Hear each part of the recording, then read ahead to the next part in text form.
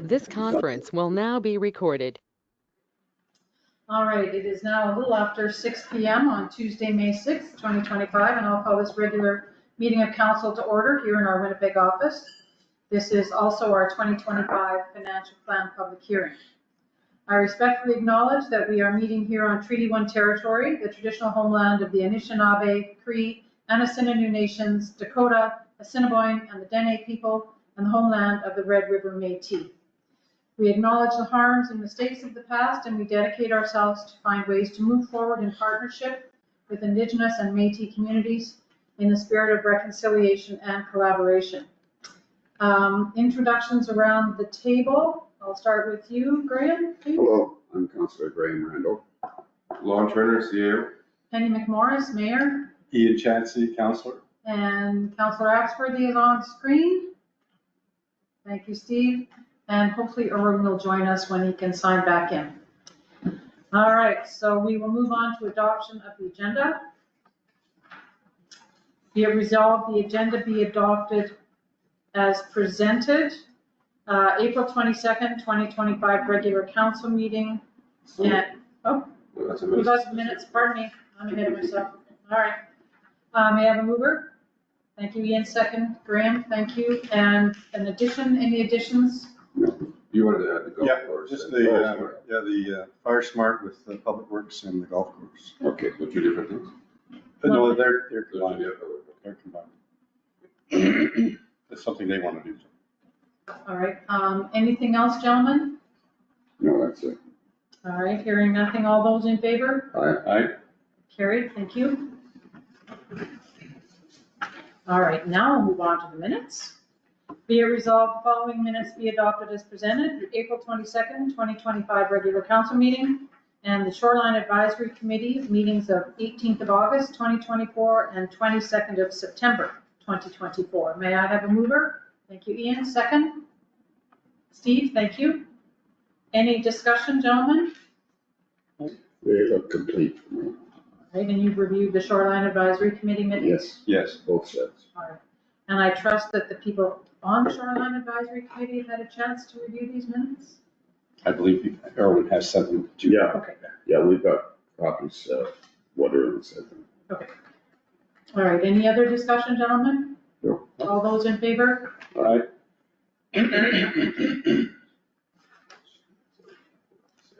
Yeah. All right, now we are moving into our 2025 financial plan presentation. It has been advertised in the Winnipeg Free Press, on our website, and posted in our office for review by interested individuals per the Municipal Act, Section 162.1, which states that every council must adopt a financial plan for each fiscal year consisting of an operating budget, a capital budget, an estimate of operating revenue and expenditures for the following fiscal year, and a 5-year capital expenditure program. Before adopting the financial plan, the Municipal Act states the council must give public notice of the date, time, and place of the hearing, which we have done, and hold a public hearing, which is tonight. Council did meet with our department heads, and the police board met with the police chief to review the 2025 budget needs, and we have tried to maintain or increase services that residents expect, and we've tried to keep costs reasonable in today's economy, which is not always easy. I will now open the 2025 financial plan public hearing, and I will turn it over to our CAO, who has an amazing PowerPoint presentation and a terrible cold. Okay, we get to it. And we will open the floor to questions once the presentation is complete.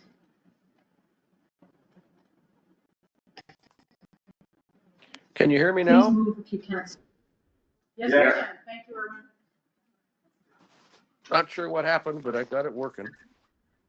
All right. Can you see this, the shared slide presentation, Erwin? I've got it on my computer, so I'm good. All right. Okay. Lon is going to get started. Okay, thanks for coming, and I'll try to get through this okay, and everybody can understand what the taxes are going to be like and why they're going to be like that. Going to go over a review for 2024 and plan for 2025, we'll look at municipal and education tax. We'll look at the different departments that we have for expenditures for 2025 and also the revenue. We get other revenue into the RM other than taxes, so we'll review that. Status of our reserve funds. Look at the 5-year planning, which is the larger expenses that council has on and adopted over the next few years. Look at both the water utilities in Albert Beach and Victoria Beach. And then I have a couple slides that just shows the tax impact on individual roll numbers from the different mill rates for municipal and school tax. And then we'll take questions at the end. So municipal taxes, 2024 and 2025, we had our budget for 2024, we had capital expense of 90,000, which was pretty quiet. And then our operating expenses were 3.3 for a total budget of 3.4. A lot of things happened in that year, as you can tell, because our total actual expense was 5.8 million for a variance of $2,060,000. Most of that is for a couple of projects, some other things, but we did have revenues to cover that. So other revenue, we had a budget of 865,000, but we were able to source another $3 million to cover those expenses. Last year we taxed 2.6 million there, you see that in yellow. And when all the smoke cleared, we ended up with a small surplus of 143,000. We had a taxable assessment of 176 million, and we applied the mill rate of 14.748 to that, and that's how we were able to get that 2.6 million. So some of the things that caused a large variance was that our garbage truck kind of blew up in May, which is a $300,000 expense. But council's been planning for this, and we've had lots of sufficient funds in the equipment reserve fund to pay for that. The Moonlight Inn is a special project done by a private group. They're in control of the expenses and the funding, and private donations are coming in to fund that. But because it's a municipal building, it does go on our books. It just goes in and out. Yeah, basically, but the asset will stay on our balance sheet. Yeah. And then the fire truck and the fire hall, that got going towards the end of the year last year, so that wasn't really, we didn't know where we'd be at by the time we set our budget for last year. So, but we have a grant money for that too that we were able to use.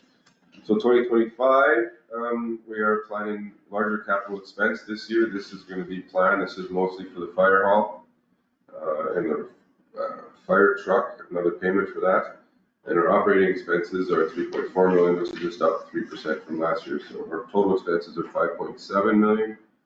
We're going to pay for that through $3 million of other revenue.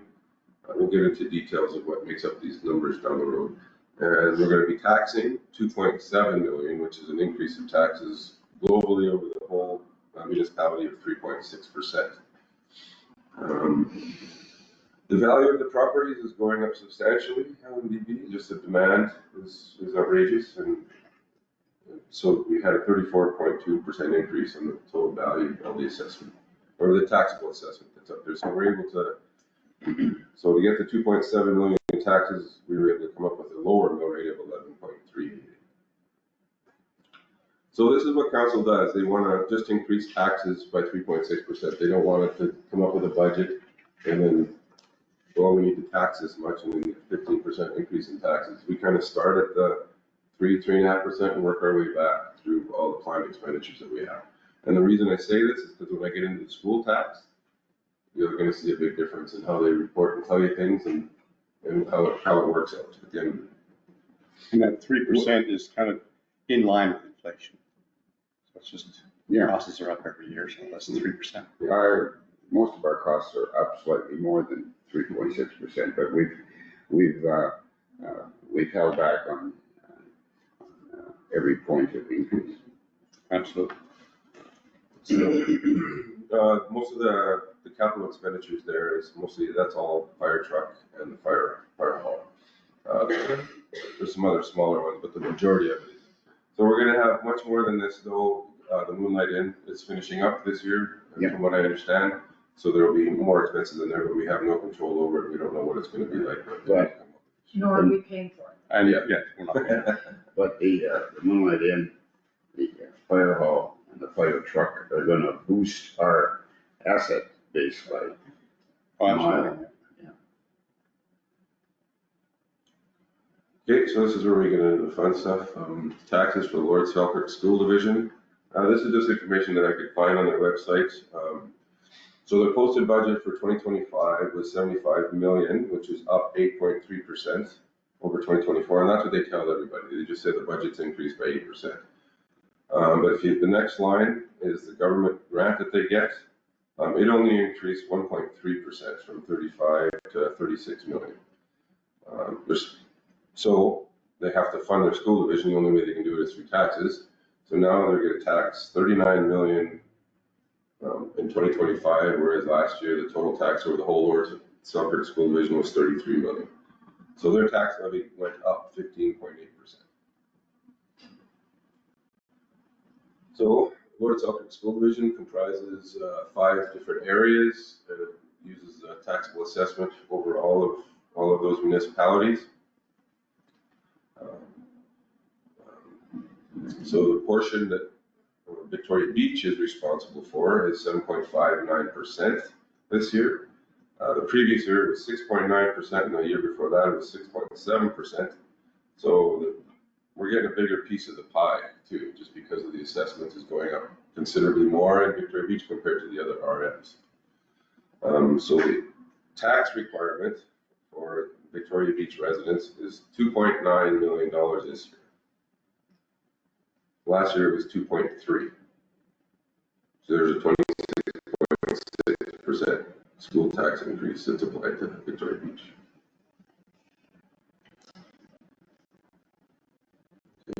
I thought I'd get a lot more. I think people are thinking. Yeah. I'm not saying what they think. I thought you went longer. No, yeah, you're right. I was pretty angry when I saw it. It's not fun.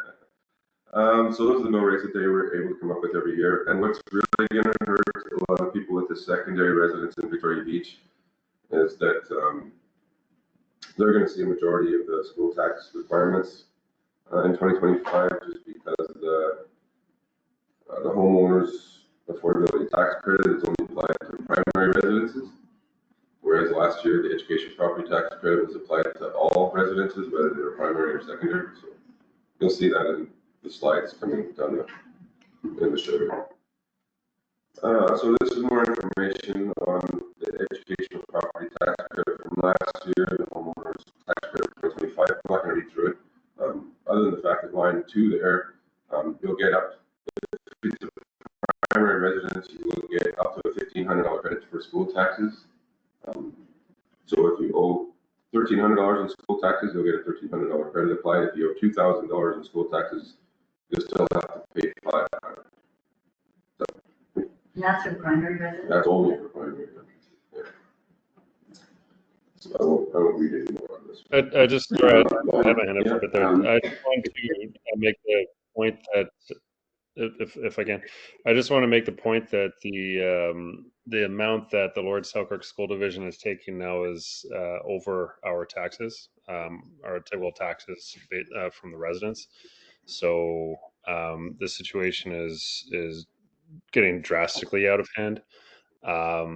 But just as was mentioned, they're making up for the amount of revenue that they were denied from previous governments. So they've been allowed to collect the money of which they've been starved for years, and so that they've been allowed to collect that, and because they've been allowed to collect it now, and they're allowed to. We're the only province who does this. The school divisions are allowed to increase the amount that they collect in taxes. They have the sole right to make those requests. Then they're doing that all in 1 year. Okay. Just a brief comment, sorry to interrupt. One, for all of our residents, what will the PowerPoint be available on our website? So people can study it more. You bet. Closely. Okay, thank you very much. I'll on this tomorrow. Yeah. So we'll just move into where the money, the municipal tax is going to go, and where it went in 2024, and where it's going to go in 2025. So other revenue transfers. So the municipality gets money coming into the RM other than taxation. We had a budget of $865,000. 3.2 million. And those are some of the lines where the money kind of came from. You can see that the grants and donations, that was the majority of the difference for the variance. 2025, we have a budget of $3 million, and that's going to be coming through grants again and donations. We have that huge grant from the province to build the firehouse, so we'll be able to access that this year. General government expenditures, this is council indemnities, wages for the office staff here, community grants, our legal fees, audit fees, the assessment branch, insurance, that sort of thing. We had a budget of 627, we came in a little higher at 637. This is kind of where the variance was. Council was frugal, they came in under budget, but I kind of blew it here in the office. Moving to this new location, we had a few expenses come through that were not planned for. Now, budget, we have 670,000 for next year, which is a slight increase. And you can see the increase there. Council is going to account for a little bit more of it next year. It's been kind of underpaid for the last little while, so we're updating 2025. Protective expenditures, this is police, fire, emergency, 911, building inspection in our summer gate office and animal control. And budget of 823,000. We came in over at 871. There you can see where we had small variances. Fire, building inspections. The building inspections in there, that was also the zoning bylaw that was in there, so it's a little bit more expensive than we thought it would be. And fire and 911, that the budget there, that depends a lot too on just the fire calls that happen during out the year, because a lot of the fire calls happen in Alexander, which we share. We cover some of the region for, so they do get billed for any fire calls that we send down there. 2025, we have budget of 851,000, which is up 23,000 from last year, and this just shows where the budget's going to go. Transportation, this is our public works department. Wages and benefits, equipment, fuel, insurance, gravel, dust control, drainage, size, and snow removal are all in here. We had a budget of 878. We came in under budget at 832. This kind of shows you where the money went. In 2025, we have a budget of 985,000, which is quite a bit up, more from 2024. But the reason for that is that we've just, from our GL and accounting perspective, we moved a couple of things from other departments into public works because the public works guys were managing them. Anyway, like brush chipping and pickup, parks, playgrounds, that kind of thing. So we got moved over to there. Environmental health is our waste and recycle services. We had a budget of 284. We were over budget at 315. And a lot of that is wages. Just with the new transfer station, it's still trying to get a better feel on how much it's costing us in wages between that and then obviously the garbage pickup too, overtime if it's done. We're getting better at it, trying to predict it. So our budget next year is 294,000, up from 284. And that just shows you the amount. Last year we bought, I don't remember how many bears we bought, 50 or 100 maybe? I can't remember now. That's why the budget was not going up as much as last year, but we haven't planning on buying any bear. I think we still have around 40 Yeah. in inventory. I don't have them off once we sell them. Public health and well, this is the doctor's cottage, 75 budget, we came in under budget at 43. Budget here for 2025 is 12,000, but they're planning a few upgrades to the doctor's cottage, including building and furniture and other stuff. They do have a reserve fund for that they're going to be using $8,000 out of that to pay for that. All right. Environmental development, that's our maintenance of municipal properties, accessibility, brush pickup, stairs, parks and trails, streetlights, planning and zoning. We had a budget of 235. There were a couple projects that went way over budget, came in at 304. So you can kind of see the money went again. 2025, we have a budget of 116, which is less than last year, but we moved some of that stuff over to public works. Yeah. You can see that.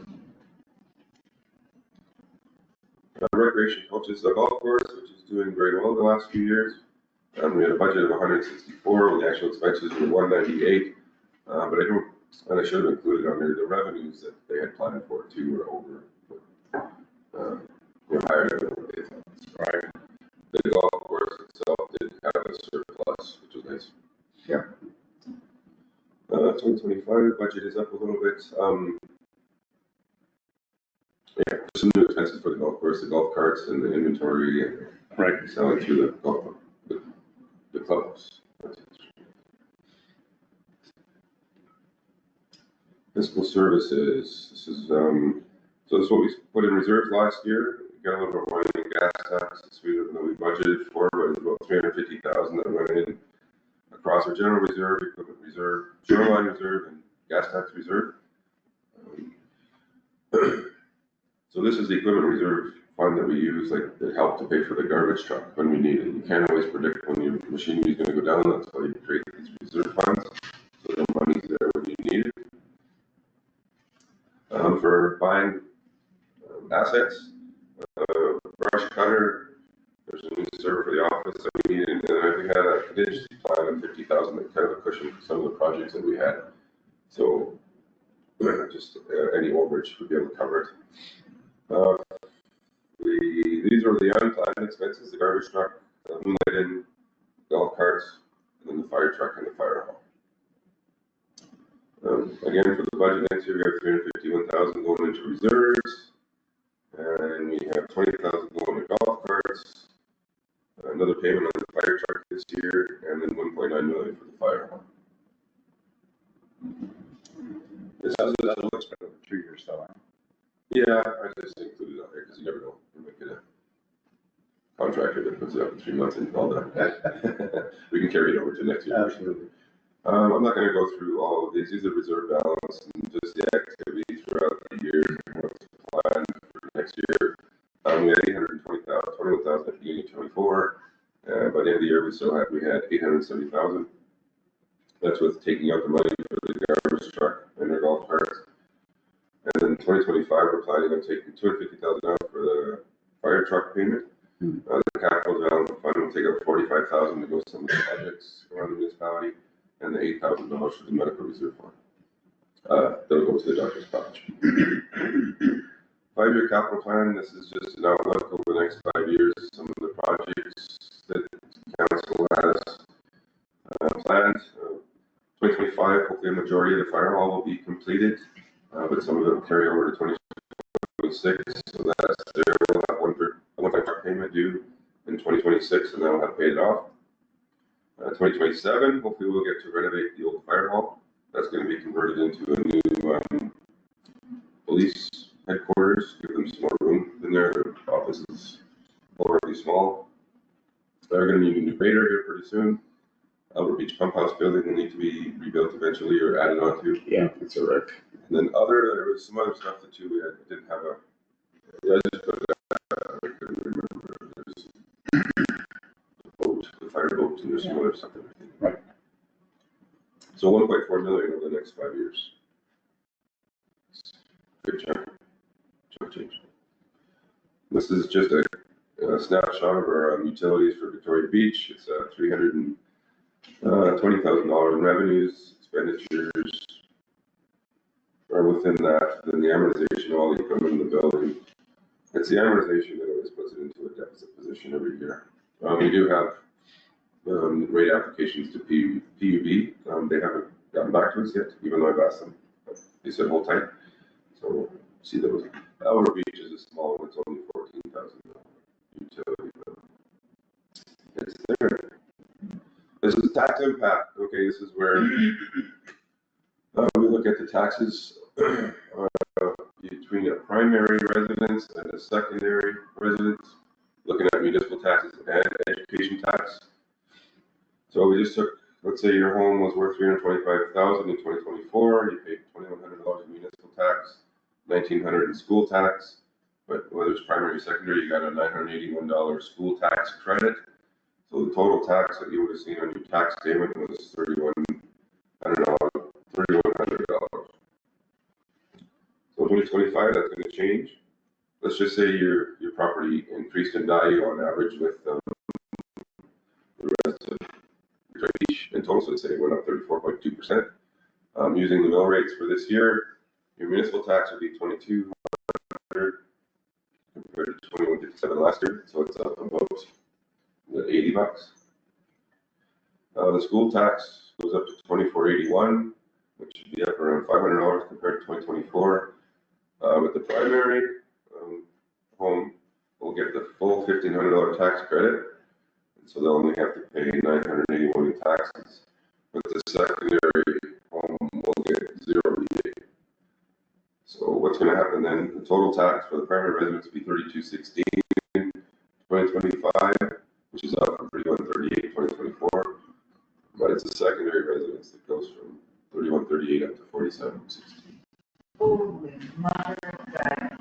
50% increase. That's only if you're The secondary. yeah, but your assessment may not have gone up 34%. Yeah. So it may not be as bad as this.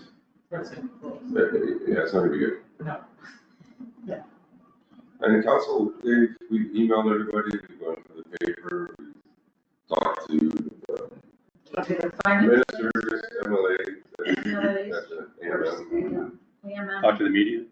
talk to media. We're doing our best to make it a big stick. Because it really Well, if does. you get petition signed, Yeah. What would you, No, I- What's a suggestion for talking to somebody and? Writing letters to your MPs is really the MLAs. Yeah. MLAs is, Yeah, that's the only thing you can do. We've talked to the school, they're not changing anything. they won't care.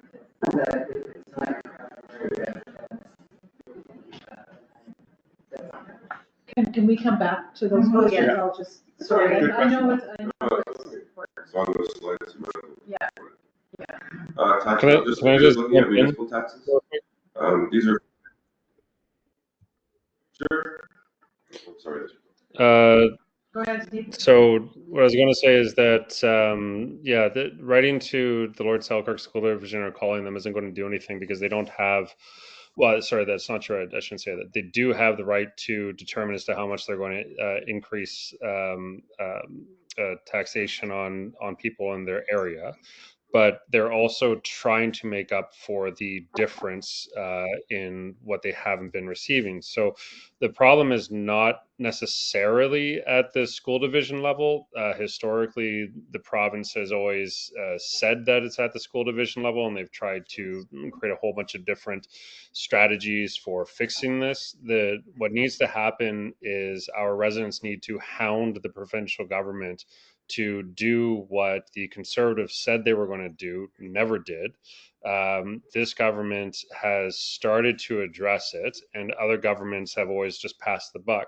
We need to take education taxation off of property and put it onto income. At the very least, the province needs to set the increases the way that every other province who has a similar system does. We're the only one who does it this way. But ultimately, the best way to fix this in full is to remove taxation from property and place it on income. That is actually what is properly fair, and that's a proper redistribution of wealth, and that would fix this problem in its entirety. But you need to contact the province, not us, Right. and not Right. the Lord Selkirk School Division. Can I just interject and say, All right.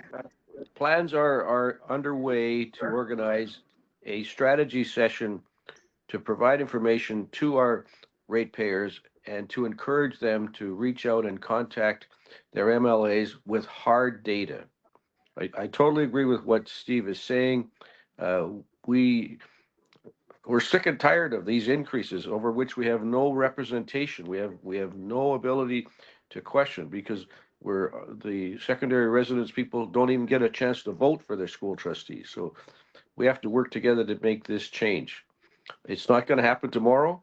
It's not, but it might happen in sometime into the future. But everyone's got to get involved with this. We can't just sit back and complain. We got to do something. And on that note, there's been discussion about a community committee to come up with Strategies. a strategy to approach the Correct. province. So the That- province is that's responsible underway now. for how the schools are. The province is responsible for how the school divisions are funded. The province is responsible for how our properties are assessed, and both of those impact what we pay for school taxes. So we can't do this on our own. We need our residents to get together and help us. And there is a small group of residents who are willing to push forward with something.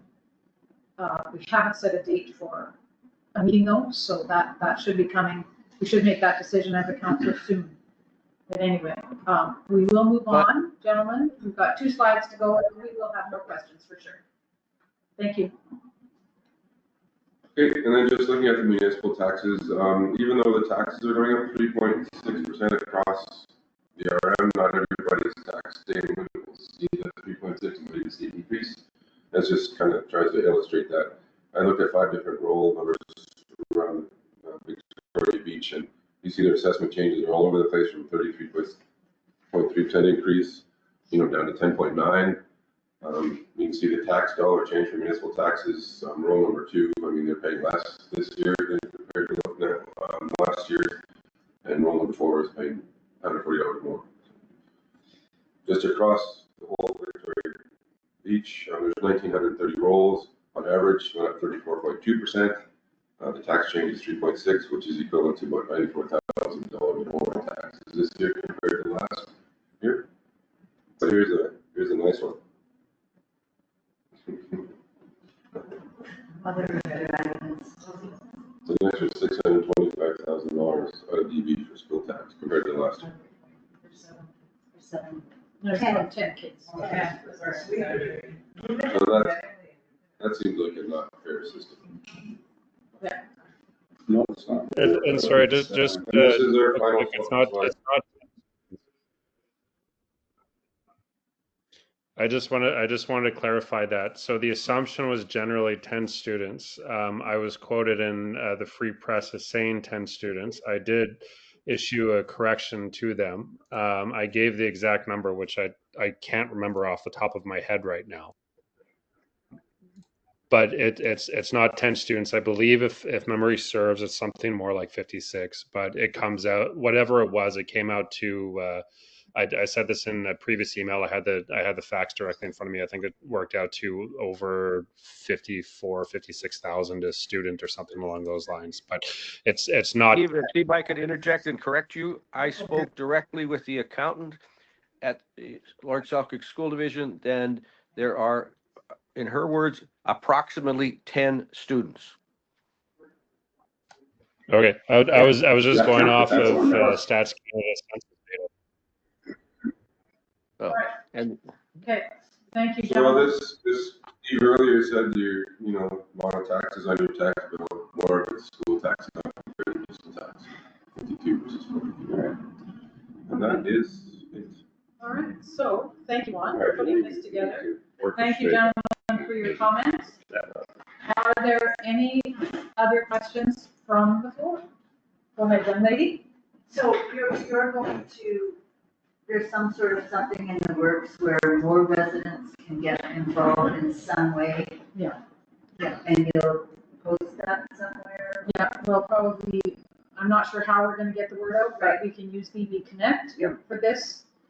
I'll put it on Facebook, official Facebook page, not the other ones. Other ones? The other ones. Stage? And we can put it on our website when we get something organized. Okay. And it might be at the lake, and it might be in June or maybe in July when there's more people. Yeah.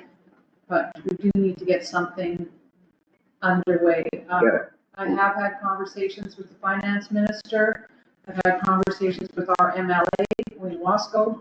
I've had conversations with finance critic, Lauren Stone. As I said, the Association of Manitoba Municipalities, there's a lot of discussion at that conference about this issue. It's impacting almost every community, not just us, but we're being hit very hard, Yeah. frankly. And you said it encompasses the restricted area, the non-restricted area, Yep, any, our entire the municipality entire pays to Lowell. municipality is going to be. Yeah. Oh, somebody's got their hand up. All right, Steve has his hand up. Go ahead, Steve. Go ahead, Yeah, Steve. so sorry, just Yeah. yeah, I have the I grabbed the numbers in front of me, so it works out to $54,172 dollars per student. But you know, you can try to organize a group. That's always a good thing. But what really needs to happen is phone calls, emails, nonstop to provincial MLAs, looking and waiting for their open houses. That's where they will hear you. They're generally aware, but you really need to come with them to say that, as I said, there are two options. Either we can do what 7 other provinces do, which is to take away the school division's ability to increase their rates. There's major problems with doing that, but ultimately to get taxation onto onto income. But that has to be the message, and I don't think that groups in general are going to do very much, because it always comes down to one letter or one phone call, and you say that you represent so many people. Well, that's all well and good, except that if you're, say, like Victoria Beach, representing roughly 5 to 7,000 people, then if you suddenly get 5 to 7,000 emails or phone calls, that is going to make a difference. But one group with one email or one phone call representing what they say is this many people, that's not going to have as big of an impact. I think getting the group together is to get the message out to residents, how best to tackle this issue. We need someone to lead the charge.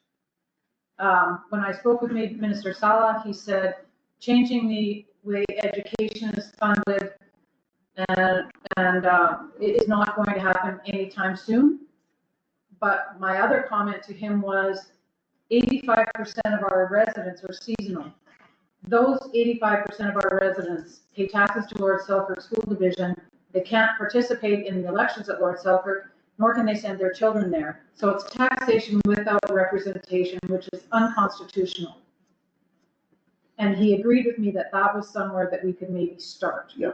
But I mean, there are smarter people than I willing to head up this committee and be a part of this committee to get our residents informed and rallied. So I think we have to start somewhere, and that's one place to start. Yeah, and our council has to. And as per the warning to residents that have been saying for a while, we should be starting that communication as of the second that we got that message several months ago. But what I would strongly recommend is that in the when we send out the tax bills, to put a letter into or with it, letting people know what the breakdown is and why this has happened. And you know, I said that we should send out a letter again a couple months ago, but since if we put it in with the tax bill, then they're going to get that, and then there's not very much additional cost to the municipality, which was sort of the big pushback when I had suggested that previously. We I have, believe Lon was already Admin has, working on such a letter. Yes, it is. Okay, gentlemen, I would like to open the floor back to questions. We have 2 people who have had their hands up. This gentleman here and this lady here. So you were first.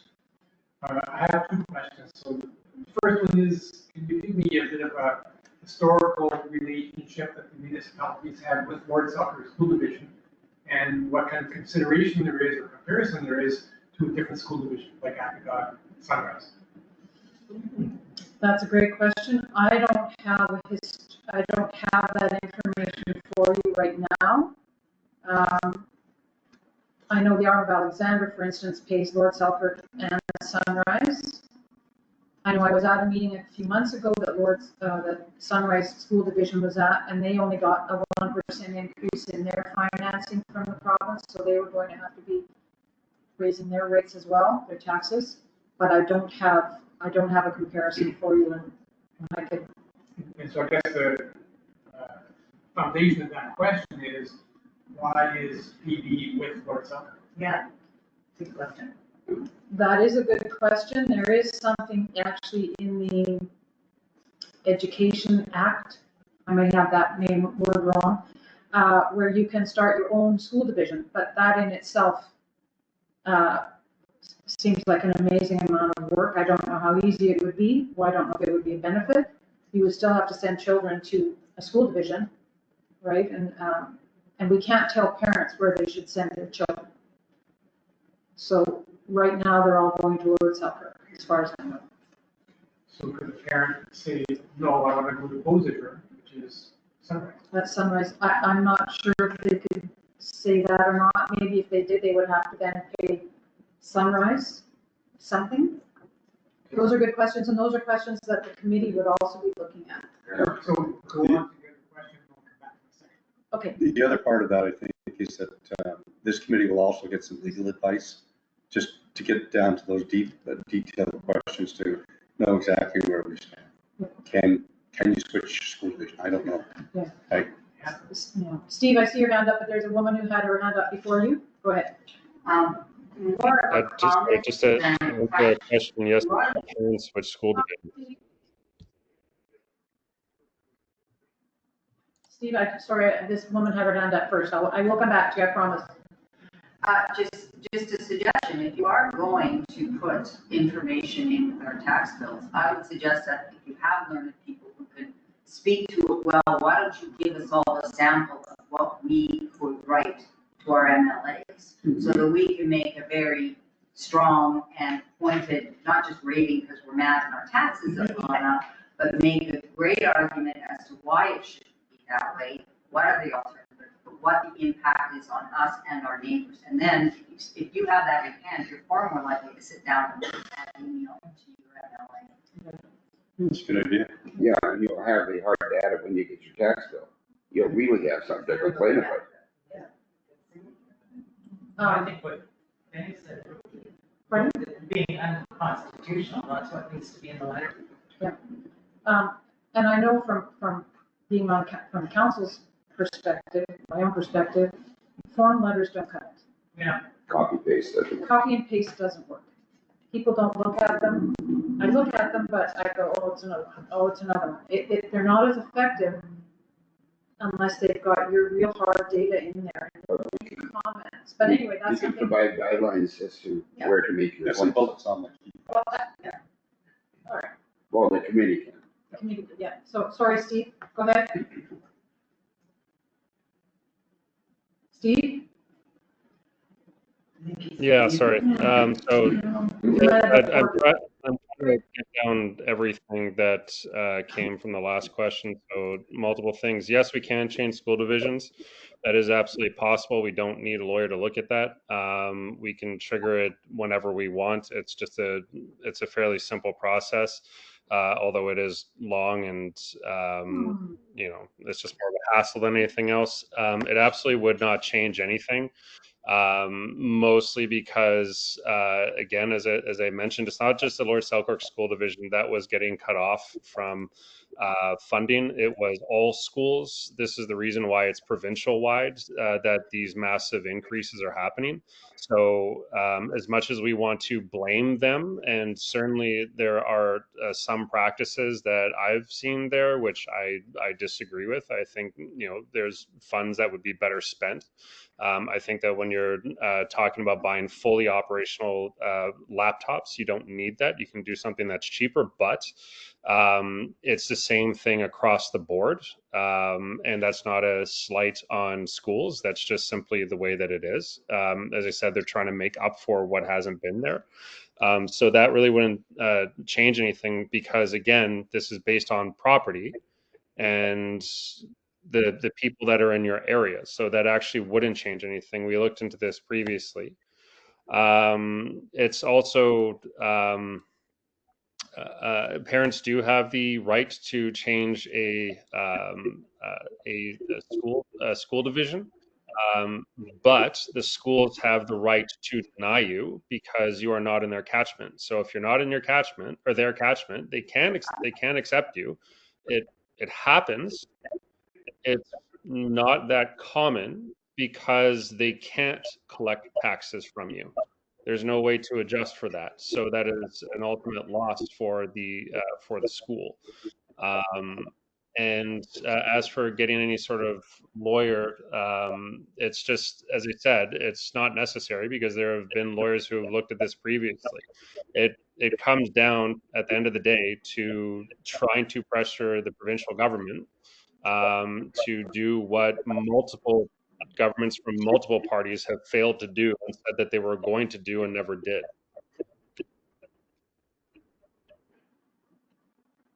Okay, so now part two. Okay, just one further comment, check what Steve has said, so I'm not proposing that we look for another school division to go and marry up with.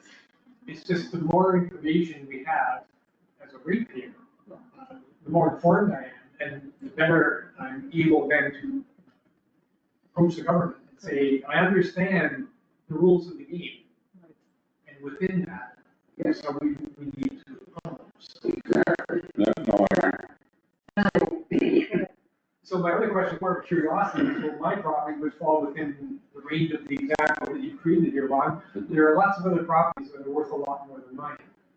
What would those numbers look like? I'd have to do the math. Yeah. I mean, They'll be high. could we Mine's- look at double if there was a property worth twice that? Would they be looking at twice? 50%. A 50% increase in tax. School tax. I'm talking about overall tax. You would have to see. The amount that change you get first, prior year. Like if you took $1 million home, but they were assessed at $1 million last year, so there's property taxes on municipal would probably go down a little bit. They're not gonna get that half, 50% off of their school taxes, right? So you can double it.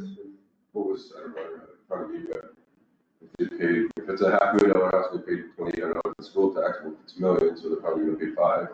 Last year, they would have got a $2,500 rebate, this year, they're not gonna get. So there you can see the taxes are quite a bit. And so the increase in the school taxes would be proportionate to the value of the property. Yes. Their assessment change from 24 to 25. Yeah. Yeah, the average assessment was 34%, I think. So that's the value that colleges went up. So that's what they're basing it on. That's really that's the foundation of their assessment.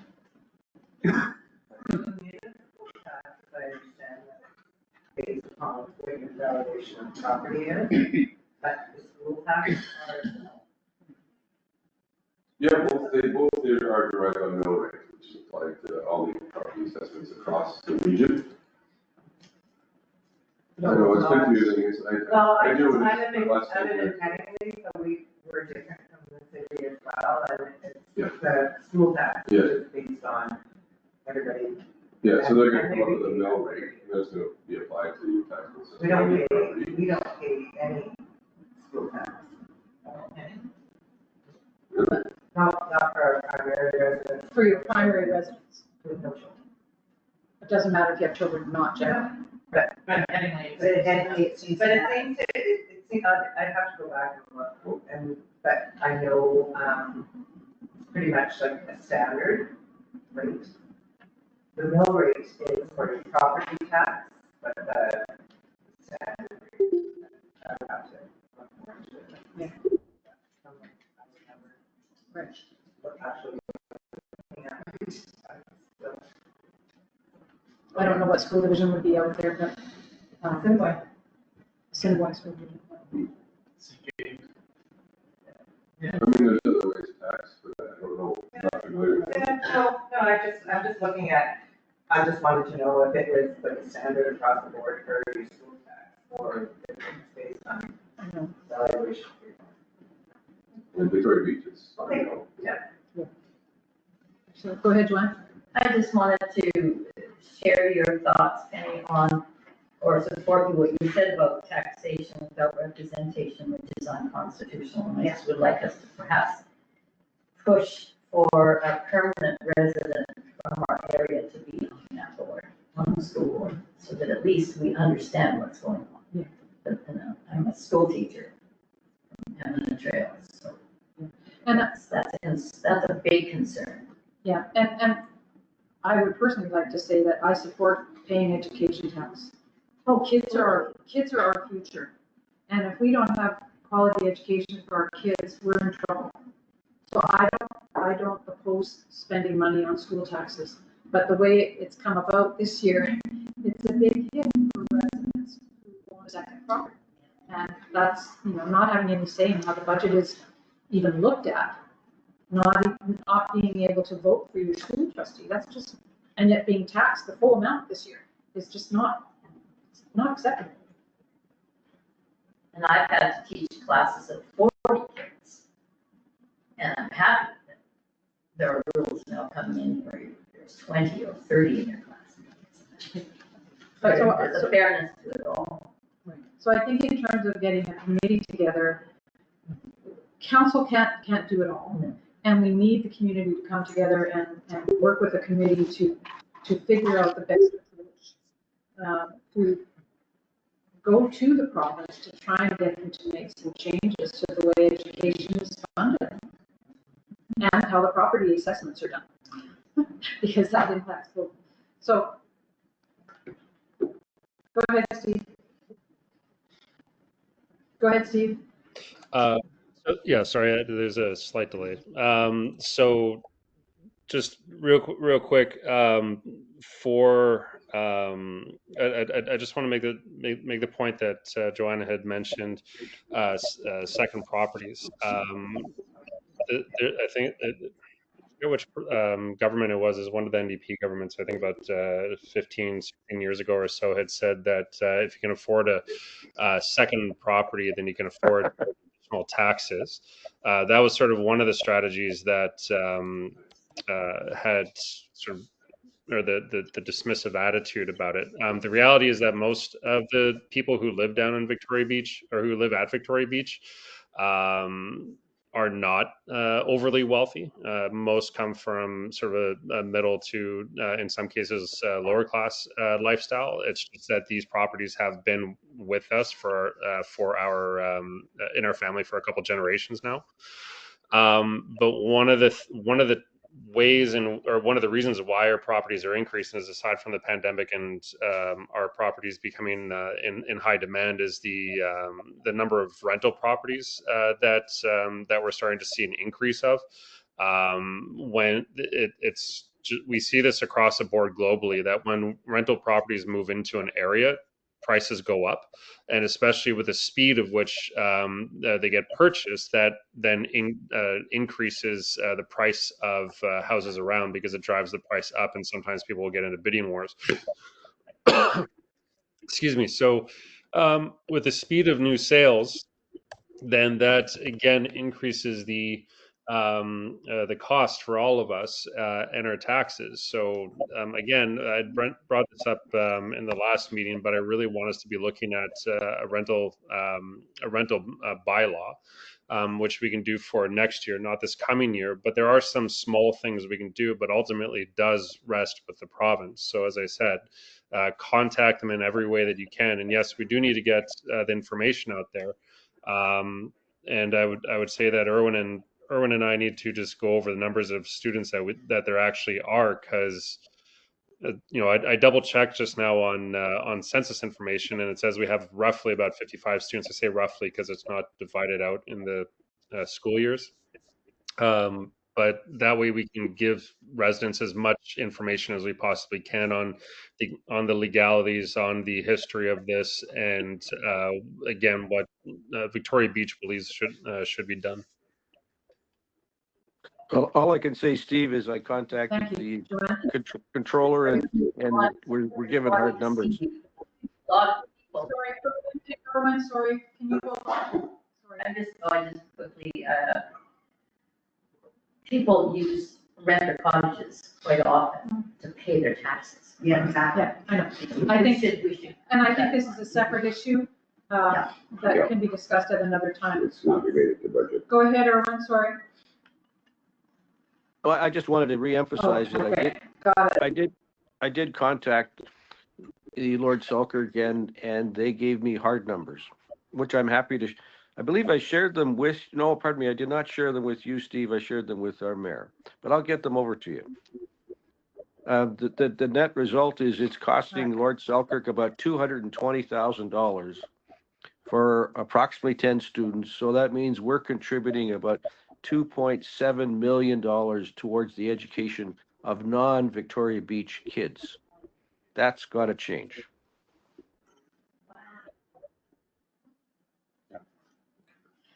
Okay, since we have no control over the school division at this point in time, Yes, yeah, never give up. I know, but this has been a great discussion, and I know there's a lot of confusion out there about the school tax issue, so I look forward to being able to clear it up and work with the committee of residents who are interested in moving this issue forward. On that note, are there any further questions related to the Victoria Beach budget? Nope. All right, Is there anything about the tax, is that not in the budget? pardon me? Cost of the taxi? No, no, That's not the budget.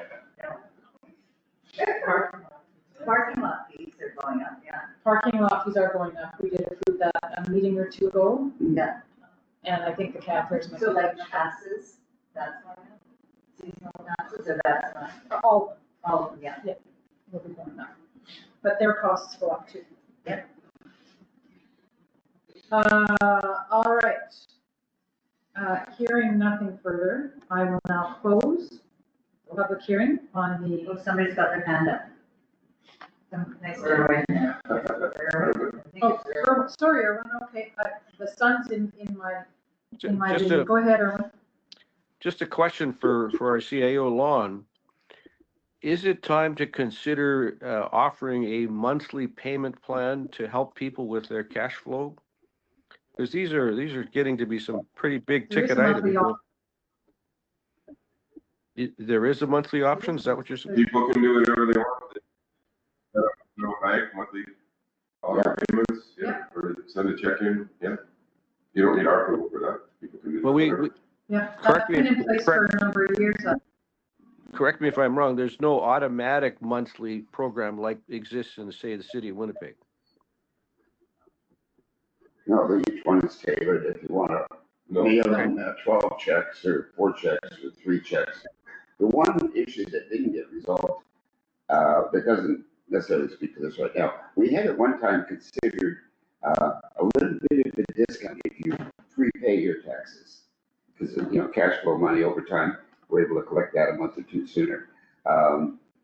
We didn't arrive at any agreement there, but that's something to remember that can certainly affect our cash flow. Don't forget, any system like that is an administrative burden, or an administrative. Oh, yeah, but we're an administrative power. Oh. All three.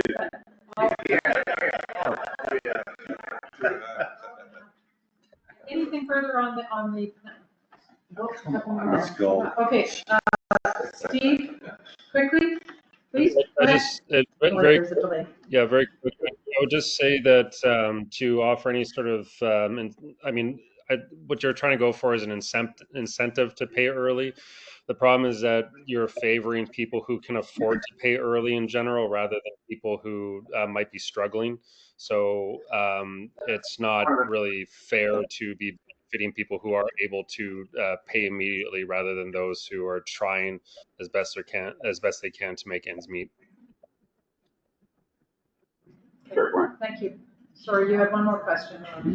Well, yeah, just hearing about the number of students, is there any way, any kind of proportionate rate that can be made to the school division that why should we be paying over $2 million? Students? Correct, because our assessed values are that high, and that's what they tax us on. It's the system. The system needs to change. The big problem is that they're based on property values. Yeah. There's no way around that. Well, that's what finds the way around. Wouldn't have the authority or the power to make a special arrangement for Victoria Beach because we only get 10 or 20 students from them on an annual basis. I hear you, but if you were the school division, would you want to get rid of all that income? Where else are you gonna get it? I mean, I don't know the answers. I'm just, I understand it, and I understand the frustration and the confusion and the amount. But that's the way the province has structured the system. OPC. Yeah, yeah. Well, the NDP didn't do any different than the PCs. None of them have done anything. They're just hard. None of them, or the Liberals. None of them have done anything to make this more palatable for, and more fair. And the PCs promised that they would go with it and never did. Ontario as well. So I'm in. And I'm happy with Yeah, there's been many other problems. Yeah. This is an NDP. Rare. All right, okay, I will try this again. Hearing and seeing nothing further, I will close the public hearing for our 2025 financial plan presentation and thank Lon for an excellent presentation that will be up on our website tomorrow. And so, and anybody, like, we have a sister also, which she is at work, so she could, like, you guys record it, so she could watch it. She can watch it and then she can look at the slide deck on Yeah, the, yeah, We'll go PowerPoint on our website. It'll stay there for quite some time. It'll stay there forever. so it won't just be in the council meeting section, it'll. Exactly what I wanted to say. I'll put it up under notices on the first page there. Yeah. Yeah, all the Thank you. previous years are there. Yeah. Soon this one. There. Okay, thank you so much. I don't have a motion for that, do I? No, I don't. All right, so I will move on then to our 2025 budgeted revenues and expenditures resolution. Be it resolved to approve the 2025 planned revenues and expenditures as presented. May I have a mover? Thank you, Ian. Second. Thank you, Graham. Any further discussion, gentlemen? Steve? I think he was seconding. Again. No? All right, thank you. All right, all those in favor? All right. Erwin, are you in favor? Carrie, thank you. Be it resolved to approve the 2025 capital budget as presented. May I have a mover? Thank you, Ian. Second, Graham.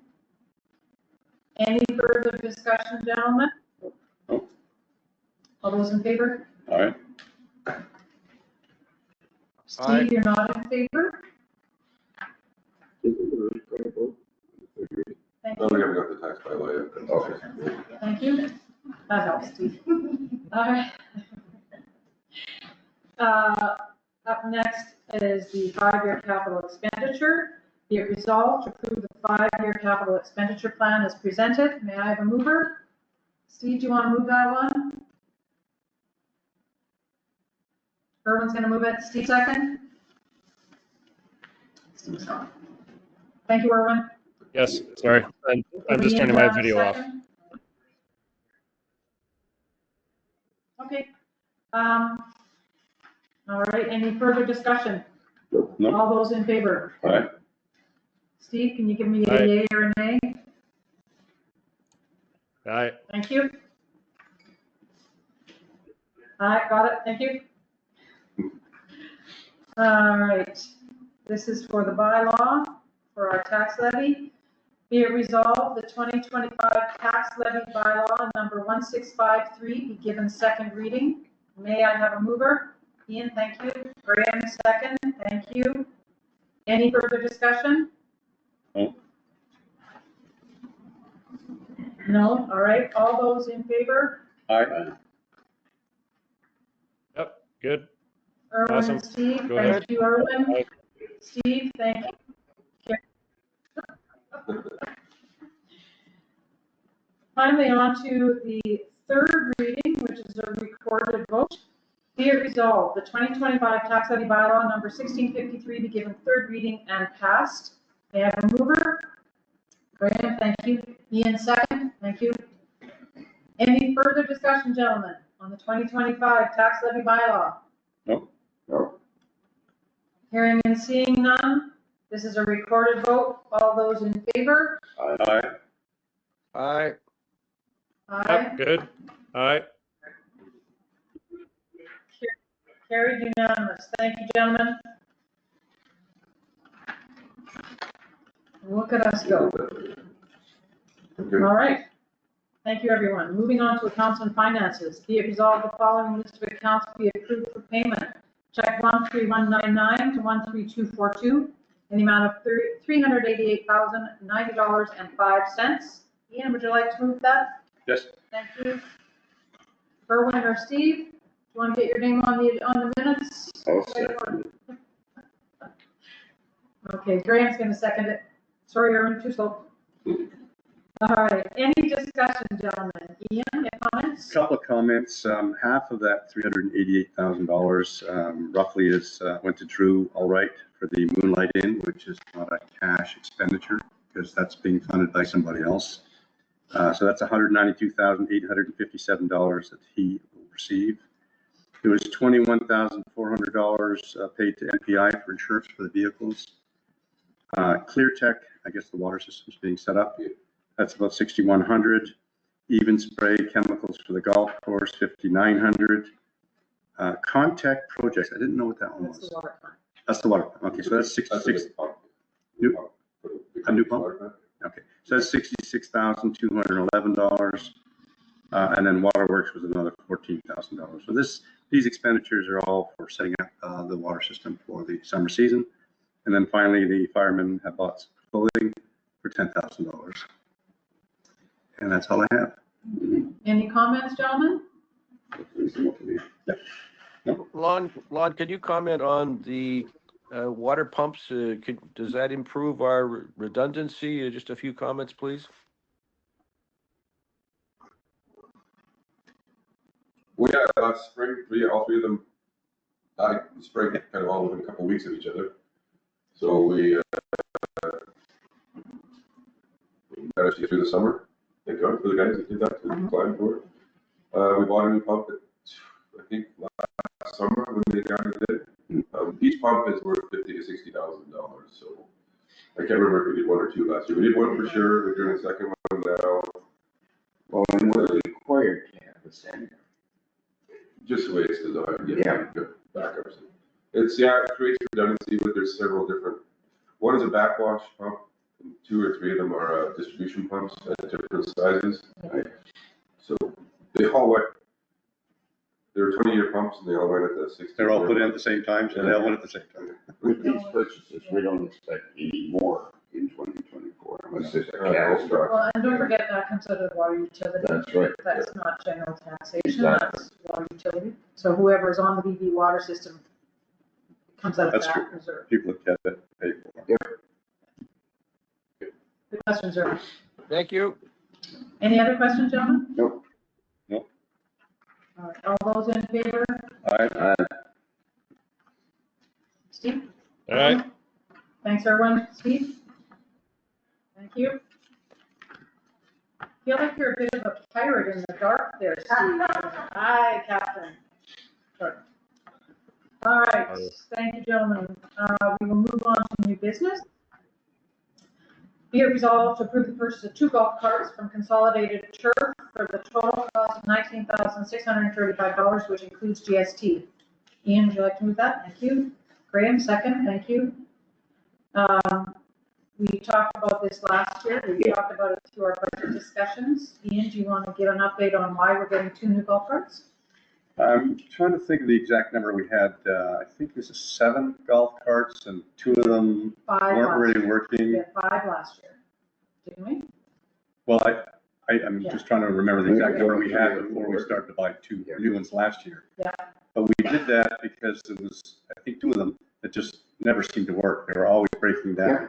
So there's nothing worse than renting a golf cart, being on the 3rd hole, and it just dies on you. Not only that, And then the other part is that these things are old. These were, I have to go back to my notes, but they were 25 years old. So it's time to replace them all. So we agreed last year to buy 2 new ones, brand new, and 2 more this year. So now we have 4. So if you want to play golf, you'll have no trouble with your golf cart. when we discussed this, we made a commitment last year to buy 2 and then 2 more in the spring. These carts are revenue generators. It's stuff like this that helps keep our golf course in the black. Absolutely. And it lets people get out and play golf. Oh, it would not otherwise. Steve, did you have a comment? Yeah, so we need to replace the, I suppose, fleet of 5. One last year was basically breaking apart. The rest were operational. Another one is starting to really kick up. So this is sort of something to replace all of them. But unlike in previous years, last year saw a major uptick in rentals. So even though we didn't have that on our budget line previously because it was under Carl, now that even though we have it now, the comment was made last year that they were being rented much more frequently than they ever had in the past. So if we increase our the amount of carts that we have, and we should increase them, the whole fleet, but get to the point that we have probably around 7 to 8, then this will be one of the few areas that the golf course can actually make revenue. And again, we need to find new sources of revenue, because the last thing that we should allow is for that golf course to start costing the RM money again.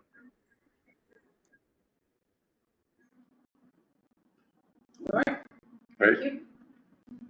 All right, any further discussion, gentlemen? Nope. All those in favor? Aye. Steve? Aye. Irwin, thank you. Steve? Thank you. Carrie? So we're now up to 4 relatively new golf carts. Yeah. Perfect. No, they are new. Yeah. These aren't demos, they're brand new. Great, thank you. All right, moving on to the road gravel. Be it resolved to award the 2025 gravel tender to Freestyle Landscaping for the important amount of $30.05 per cubic yard delivered. May I have a mover? Graham, thank you. Second, Ian. Public Works, or we put out a tender for the gravel. We had 2 bids, and Freestyle, I believe, came in the lowest of the 2, and is the one that Public Works would like to work with as well. Any further comments? No, No? it's a reasonable deal. Even though we have our own gravel pit, we are not able to provide our own gravel. This is AB's. Yeah, for anybody who's interested, our own pit is just pit run. It's, fines and clay. We are required to properly maintain our roads to use A-base in certain situations, so we're obliged to buy A-base. Absolutely. Any other comments? No. Steve? Irwin? Looks like Irwin's going to say something. My only comment is A-base requires that it be crushed. So we don't have a crusher, so we can't just take our pit run. No. And there's nothing in there to crush anyway. All right. How do you crush sand? All right. All those in favor? Aye. Irwin? Aye. Thank you, Steve. Thank you. Carrie? Up next is a resolution from the Eastern District. I hope council has had a chance to review it. They're asking for our support. It's the Art Reynolds. And they're asking for our support to make it easier for people to run for council, essentially. They're asking that council members who work outside of just being a council member should not be having to take time off work to fulfill the responsibilities of elected office. Employment policies often require individuals to use vacation time or bank time to attend council meetings and other municipal duties, which discourages participation in local governance, and employment loss and loss of income, loss of employment in some cases. So they're asking that the AMM, Association of Municipalities, Waterloo Province, to enact legislation that enables employees who are elected to council positions to take time off work unpaid to fulfill their duties without being required to use vacation or bank time, and with protection against any form of workplace retaliation or recourse. Further be resolved, such legislation ensure that employees are granted unpaid leave during council meetings, committee work, and other official duties, supporting the vital function of municipal governance and encouraging a greater number of qualified and diverse candidates to run for office. May I have a movement? Thank you, Graham. Second? I'll second that. it's pretty explanatory resolution. I'm not, I'm not sure what the province can, what the AMM can do to lobby the province to make private business owners abide by this, but anything that will encourage more people to run for council is a good thing. It's not just 2 meetings a month. Yeah, it's an awful lot. I think this is a worthwhile movement, and I have no problem joining in. The bottom line is that an individual who chooses to serve doesn't have to pay for their own pocket for the benefit of serving the municipality. Right. How far this goes, we'll see. But I think supporting this and supporting Arm of Reynolds is the right thing to do at the time. It's reasonable. And I think they would like to present this at the upcoming June district meetings. Yes. And then take it to the AMM. Do they have anyone else that's supporting us? I'm not sure. I would imagine they do. You might. In the email chain, the other municipalities said they're taking it to their council. Okay. Oh, This past week, so. I don't have a problem with it either. I agree with you that I'm not sure what it's going to accomplish, but But at least it gets it More out there, paperwork. if they don't try, they don't yeah, know. no, I agree. Yeah, it's a form of protection. Steve, do you have a comment? Yeah, so Go ahead. it's one of the harder things about being on council is especially when you're I don't know, let's say a teacher and you can't get days off because we get very few of them and you have to do whole lesson plans and everything else. So it's almost impossible to attend budget meetings or other essential meetings because things are wrapped around that. You were asking as to what the province can do. What they can do, and I just think it's a fantastic idea, is that they can effectively make it the same types of rules as voting. So nobody has the right to prevent you from voting when it's an election. They have to make accommodations for you, and you have to ensure that you get that time, so you can't be penalized. So it essentially be the same types of laws. So this would be really opening to a lot of people. Maybe people with more flexible schedules. It's not. It doesn't seem like that much, but for people who are working, it can basically be almost impossible to attend essential meetings. At the AMM, Steve, it also came up, I don't know if you were there, Ian, or Erwin, or Lauren, remember somebody brought a resolution forward to talk about daycare for young moms or dads who are on council and can't make a meeting because they can't get daycare. So, I mean, anything to encourage other people to run for council instead of just us retired folks. But, all right, I thought I saw another hand up. Erwin, is that you or was that Steve? Steve, go ahead. Oh, sorry, I looked it up. I apologize. All right, any further discussion? No. All those in favor? All right. Thank you, Erwin. Steve? Thank you. Carrie? All right, we'll move on to 27 Stuckey Drive, plan for ready to move. Be resolved to approve with the following conditions noted below: the plan for the delivery and placement of an RTM to 27 Stuckey Drive, which will involve cutting and removing municipal trees that are on the municipal road property. I would like to table this, but I would like to table it because I think we need to have more of a discussion, although we can have a discussion now. If you want to move this, we can have a discussion. I thought that time was a factor. Yeah. They need to move it soon or lose it. I'm not wondering. I don't know what's going to change if we table it. What's your point? Well, my point is that residents around the area need to be notified, right? Because it is going to have an impact on their view and on their properties to a degree. And I think we need to take a little bit of time with this because they're asking to remove 60 by 10 feet of municipal trees and bush on road allowance, as well as a small island of trees. I'm not an arborist, I'm not sure how healthy all these trees, but I think we need to have a plan for, the neighbors to weigh in, almost like a variation hearing. And, if the neighbors are all in support, then that's one way that we can move forward. But I don't want to start allowing people to take down 60 by 10 feet of trees to move in a home. I understand why. I understand why it's needed. But I think we hear about it. And I think the neighbors need to be made aware. And I would like to offer that. Not Can just a we straight- offer that with this resolution? And I mean, isn't it like a variance, right? Yep, you can just say. Just add it. It's subject to. Subject to, put a time limit on You it? could also remove the word approve, and just say, Okay. be resolved to.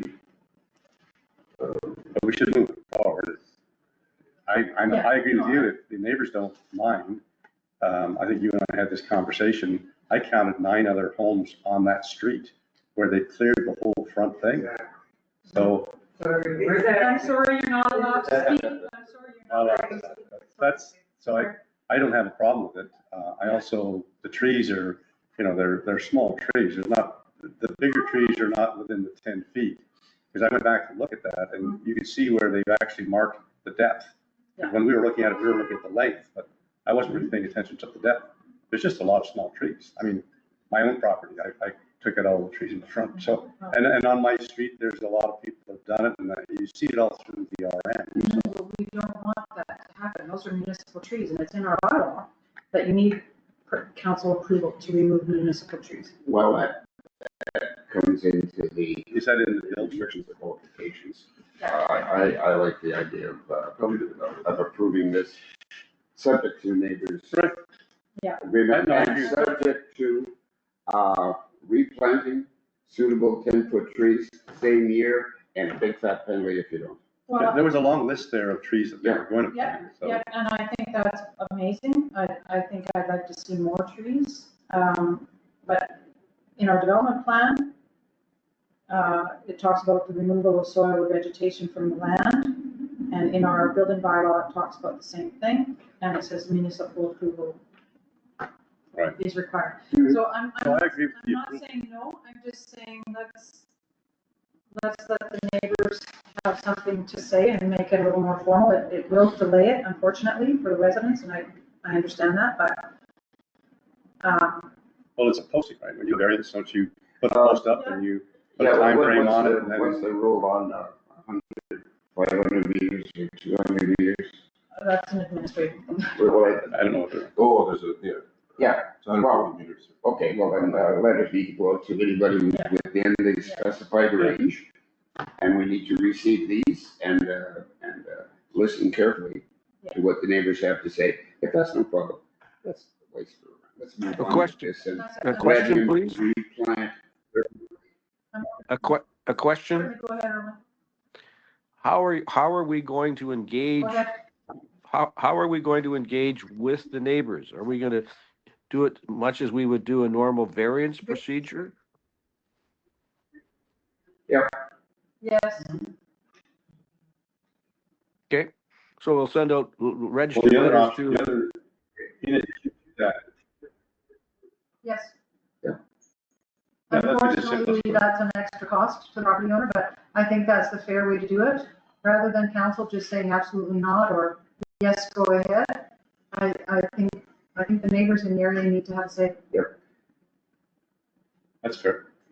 And there'll be other strings attached as to replanting. But that doesn't stop the owner from reaching out to those neighbors as well, just to make them aware, because that's the problem, is that this season's just starting, so Correct. all those neighbors, they weren't there, right? Yeah. And But they'll that's start the to- thing. That's the thing, the neighbors aren't there. Well, we can't cherry pick who we send the letters to. Juan will do that in the normal way to the people who are in the normal radius, and we'll deal with it in due course. That makes sense. Steve, you had your hand up, sir.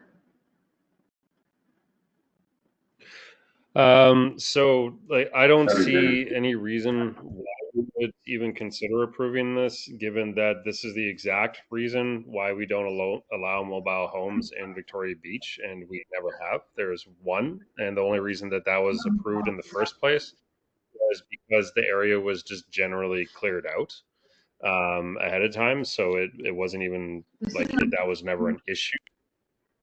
No, I understand that. I understand that it's an See, this isn't a RTM. Sorry? Right, so it's not a mobile home. Different category of it. Big difference. So I understand Like, these are, saying that I'm not sure where the property to purchase the home, but what I'm saying you is can that go to Star removing Builder. 100 and Star Builder. what I'm trying to say is that removing 150 feet, if I understand, right, of trees is the reason why we don't No. allow mobile home. Isn't the length of the It's not a property that's mobile home. being removed? No, It's an my RTM, understanding yes? 60 feet, is 60 foot 60 length, feet, 8 to 10 feet back from the road. yeah. It's a ready-to-move home, which is a Yes, full an RTM. home. It is not a, it Yes, is not a, an RTM, yes. right. Just a house that's built for Oh my God. You I can see the understand what an Star RTM is. What Builder I'm on it. saying is I- that the reason, this delay is killing me. The reason why Victoria Beach, let me finish, does not allow for mobile homes is because of the fear of having to clear out so many trees to allow the individual ones in. Now that RTMs are much more common, and the only difference between an RTM really and a mobile home is that you move it and you drop it in place rather than being able to move it again afterwards. It's the same problem that other that other councils have said is the reason why we don't allow for mobile homes. Yes, I understand that they're not exactly the same thing, but it's still the same situation. You have to clear out a swath of trees to put in this home. That is the ultimate problem. And just to go back to Penny, what you like to talk about when I'm talking about the electric charging stations, you should have known before you bought here. Now, the difference between that is that we started to install the electric vehicle charging stations, but in this situation, they knew that those trees were there. They knew that they were on municipal land, and everybody here is supposed to build in place. So, yes, I understand that an RTM and a mobile home are slightly different, but it is the same justification as why we shouldn't allow this. Well, okay, they're very different. An RTM is an actual home. It is not like the police barracks. It is not a mobile home. It is a home that's put on a cement foundation. Permanent foundation. And it's a permanent foundation. It is not movable. It is a home.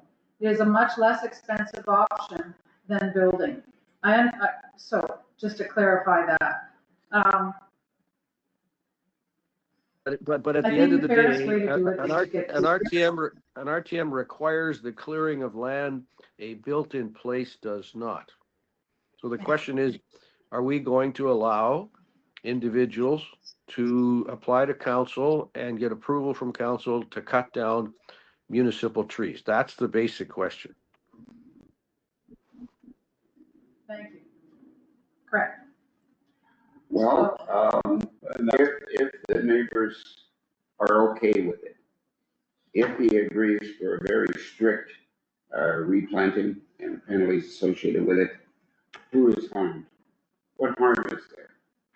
Come on, No, to help I'm this I agree. resident, it's a resident who pays us taxes and looks to us for Yep. support and guidance.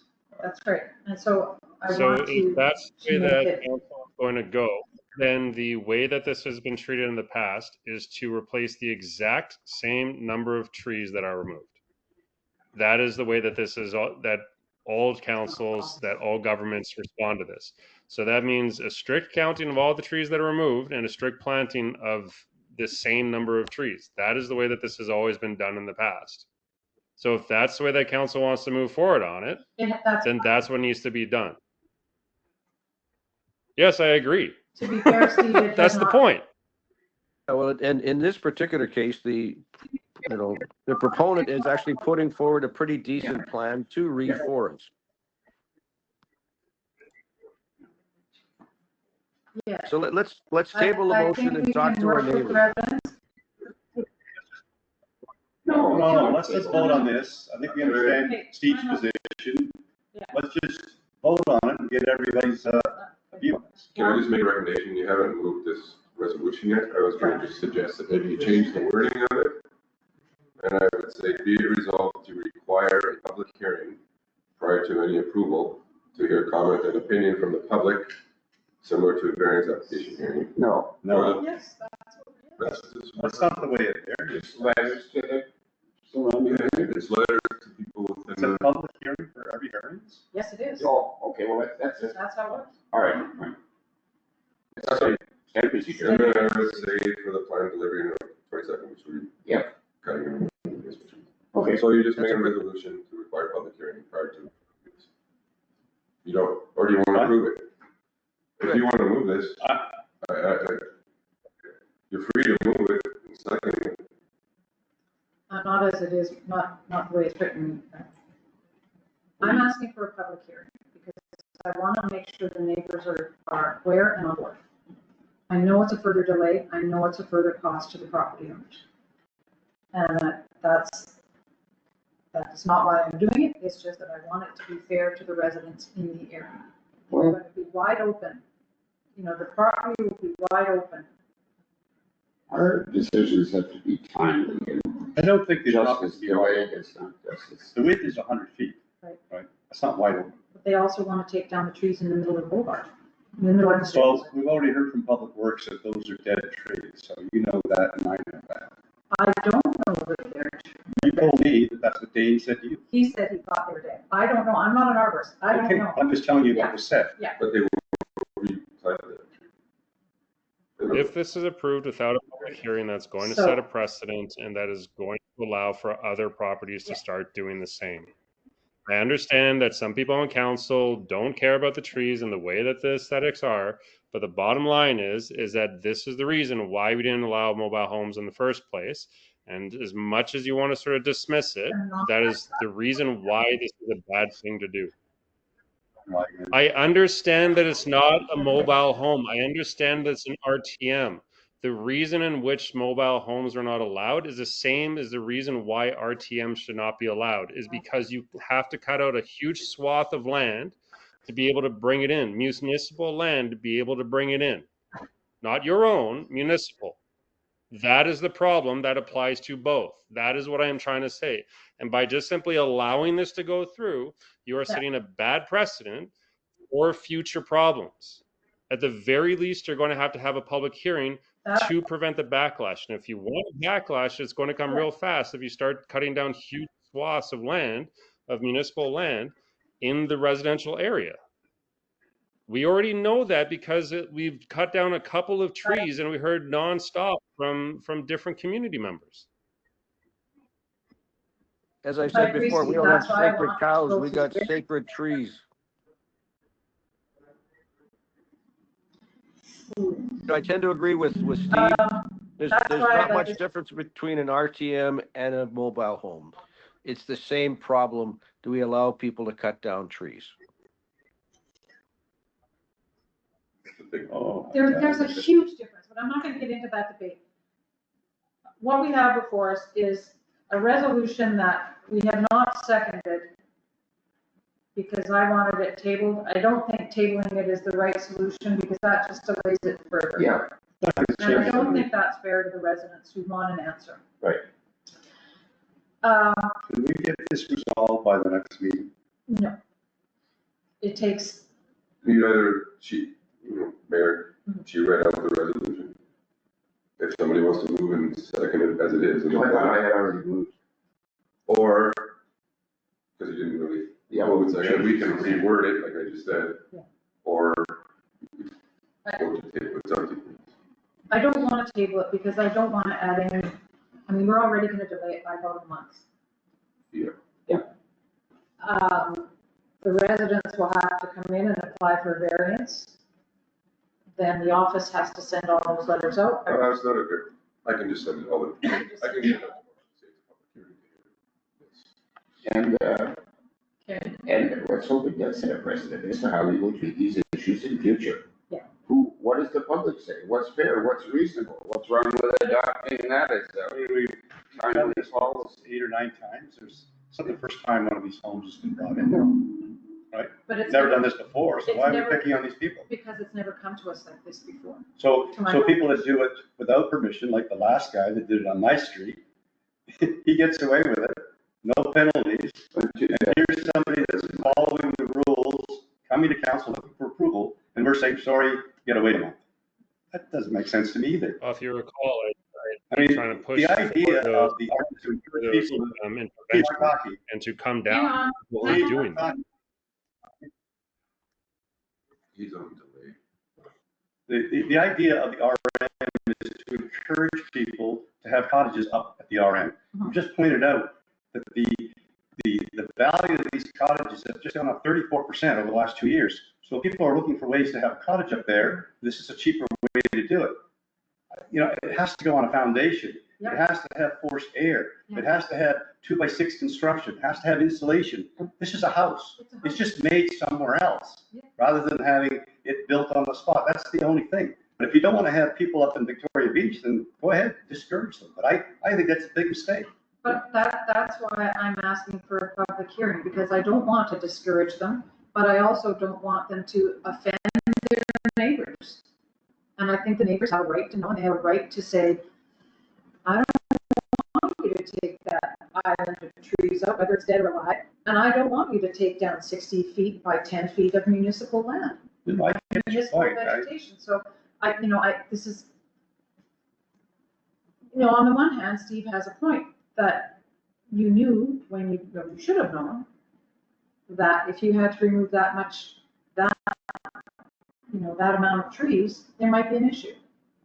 That's not a But fair you're point. right. But you're right. You've got others so don't. many examples of people that have gone in and cut every tree on their lot, Yeah. every tree, Yeah. on the waterfront, Yeah. over on Sappy's Road. Yeah. They never came to council. So my point is, you're punishing somebody that comes to council. So what do you think's gonna happen next time? They're not gonna come. They're just gonna go ahead and do it. Yeah. And then you're gonna say, hey, you should have done that. And say, oh my God, I'm sorry. I Well, didn't know. we have fined people in the past and made them. Ian, replant. thank you for validating my point of having to actually enforce our bylaws on the shoreline and on all of these other areas of where this has happened that I keep bringing to council, and we keep trying to delay and supporting the Shoreline Advisory Committee to try to allow for this type of abuse. That's exactly my point. If you'll notice, I'm always consistent in this, and I'm always saying the exact same thing. We shouldn't. And as for your neighbor, I said the exact same thing. I've been saying the same thing nonstop. So why should we do it now? Because we need to start enforcing our bylaws. The bylaw in this case states they need council approval. That's the bylaw. We don't have our new zoning bylaw in place that says 25% of your vegetation can be removed, and that's on private property. So this is a council decision. I'm asking that we have a public hearing to allow the residents in the area to have a say, because there's public trees that are being taken down. Right. And we've erred in the past, I agree. Perhaps the bylaws haven't been enforced. I know some people have been forced to replant trees that they've taken out without our knowledge. I So know Mayor other people McMorris, who have- call for the vote. Well, we don't have a resolution. All right, read the resolution. What do we got so far? Be it resolved, I'm adapting, to Require require a public hearing prior to the approval. prior to the approval So you get your comment and opinion from the public for the plan for the delivery and placement of an RTM to 27 Saki Drive about cutting and removing municipal trees that are municipal runoff. And furthermore, something about replanting. Well, that we will deal with later. We'll do that second. after you have a public hearing, you'll have your. All right, let's get on with it.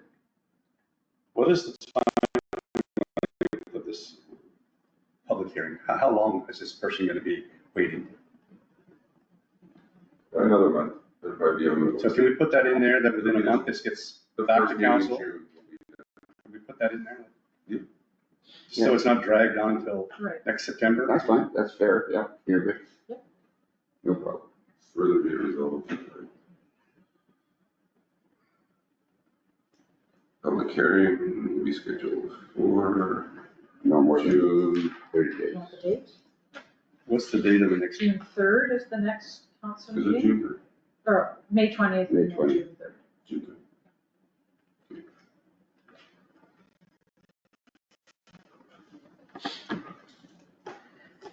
Okay, so public hearing and the further be resolved, public hearing is scheduled for June 3rd. Okay, You'll get the letter. Official notice. so can I have a seconder for this motion? Ian, Oh, not me. not you? Erwin, will you Erwin. second that motion? Thank you. Any further discussion? I will ask for a recorded vote if you like, gentlemen. Steve, do you have a question? You have your hand up. Sorry. Oh, all right. All right, I'll call the question. All those in favor? I, Erwin, yes. Steve? Opposed? Abstain. I'll have the public hearing. Sorry, Steve? I have four yeses for the public hearing, and, okay. And I'll just put you as against, or abstain. I'll go for a public hearing so we can hear it, but I'm not willing to, at least at this point, say yes. Okay, well, that'll come. You'll have that opportunity. Okay, thank you. Good discussion. Moving on to Fire Smart project. Ian, you asked that this be added to the agenda. Do you have a resolution I can write. to, before we go, it was, or go any further, it was for It'll be 6E. 6E, yeah? And what's the resolution for? That you approve the expenditure? Yeah, this is just the, I didn't know how that seems to work, but Dane and Adam is running, Dane is running Public Works. They're looking at the budget for Fire Smart, which, is it 55,000? Yeah. And they were saying that they want to spend half now and half in the fall to use up the budget. Adam was saying that the trail from the community center down to the golf course is just littered with trees on the ground. Absolutely. And just been getting worse. It's a high traffic area and it should be cleaned out. So there's a company called Sylvanus Sylvanus Sylvanus. Tree Service. Tree Service, which Public Works uses all the time. It's Brendan that runs it. He's got a piece of equipment called a compact mini loader. So this loader has tires on it, same tires they would have when they cut the grass, so it won't mark anything up versus, using a skid steer, which would, make a lot of grooves in the soil, that sort of thing. Okay, I do have the quote here. How much is it? Do you have the final? Here, 24. 4,644, which includes GST. That includes everything. So I think it's around 20,000 for the job, and then there's travel time, there's equipment rentals, And there's there's, hotels, there's, and Brendan also has someone helping him out on some of it. right. So the it's resolution would be whether to accept this quote or not. Yes. Right. Yes.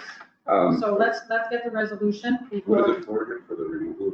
It's fire smart. So it's removing Fire smart. trees on the course and then cutting hazardous trees for Public Works, trees that are close to hydro lines, things like that. They're the ones that decide which ones are hazardous. Okay, before we vote on this, Ian and I have talked about it. It makes sense to me, but I do have to point out, because often my hands are tied by the $10,000 rule. Yeah. Do we not need 3 quotes? Or can we show that we tried to get more?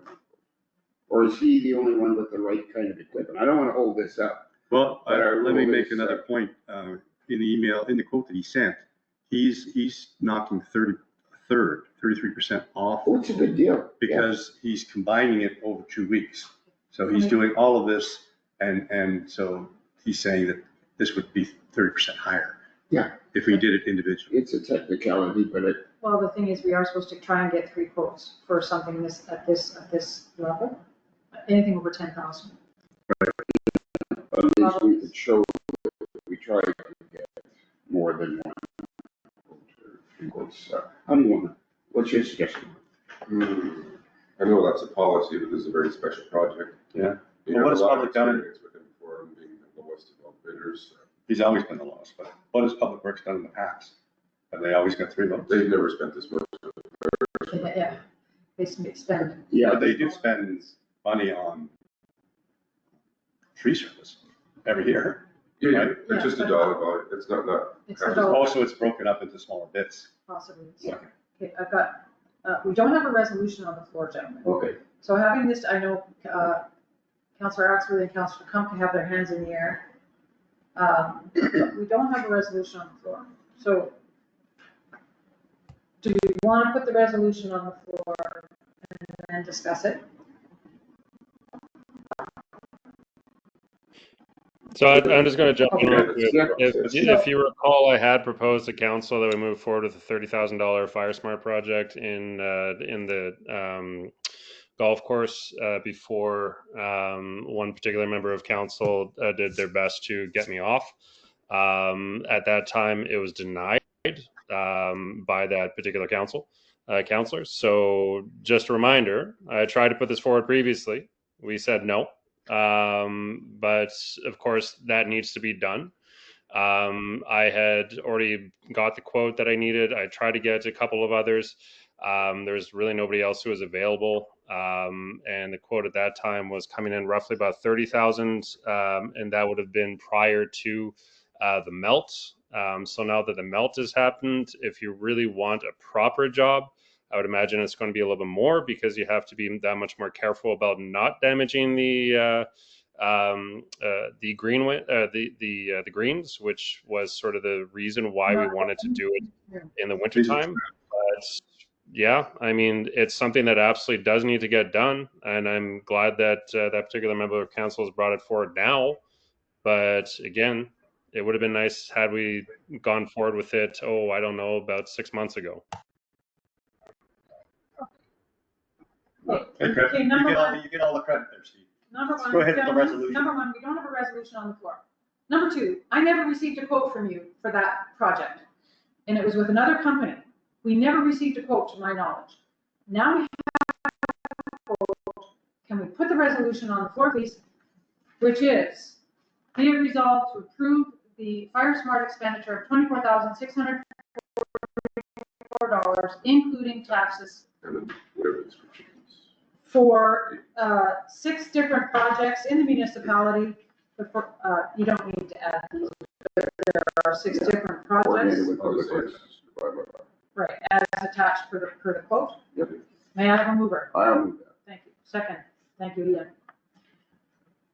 To clarify, I don't know, Steve, if you've had a chance to look at the quote. It's for the Forever Green Trail to remove deadfall only. It is for the trail between holes 3 and 4, Yes. 8 and 9, and 6 and 7. Right. It is for some very large, dangerous trees on Bayview. It is for some dangerous trees in the Moonlight Inn area. It includes Brendan Elliott and his equipment with Sylvanas Tree Service. And it includes Phil from Terra Nova to help him, especially with the large, dangerous trees on Bayview and in the Moonlight area. Also, Phil from Terra Nova will help him bring the trees out and possibly chip them on site. That's the idea. Chip But them on none of some. this is going to be anywhere near the greens. No, it's all just the tricks. It's all on the trails. Yep. You know, whether it was 6 months ago or whether it's today, move it forward. It's all for Fire Smart and it's all for good purpose. Okay. So let's move on. I'm never going to say no to the Fire Discussion. Smart project.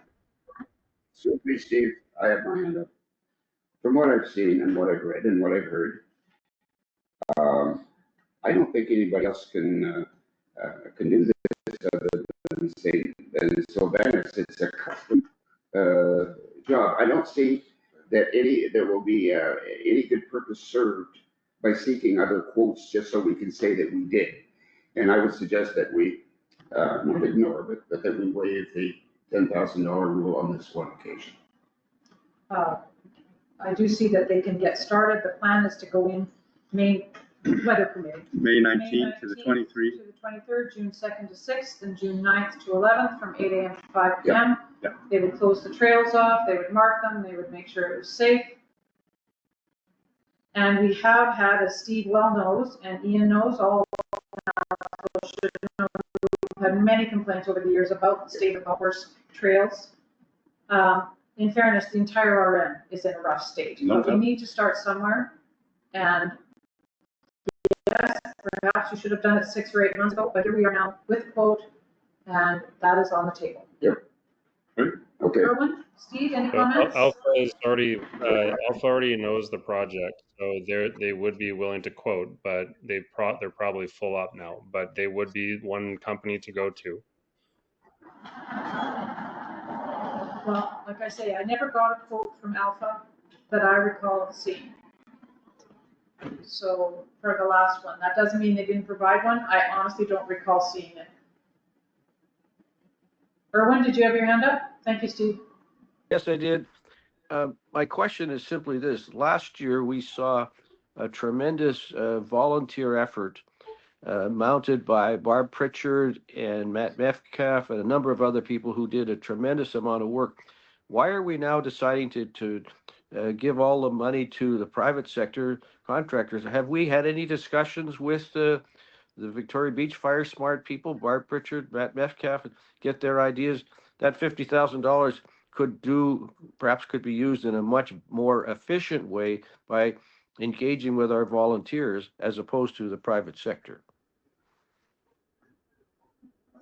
Our volunteers don't have that kind of equipment, Erwin. They relied on private contractors like Brendan last year to take the trees down. The volunteers were able to get the debris out and move it, but they were not able to take it down. Brendan put in a lot of volunteer hours last year on that Fire Smart project.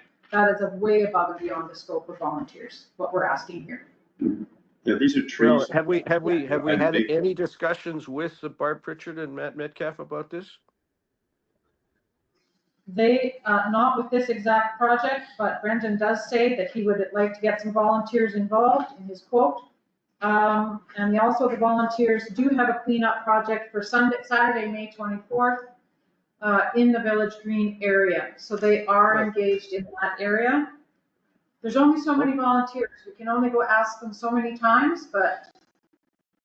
Well, one of the limitations that they had was they didn't have any, the volunteer group did not have any funds to rent some equipment which would make them more efficient. So I just think we need to have a conversation with them. It's kind of a slap in the face. We can't have volunteers renting equipment.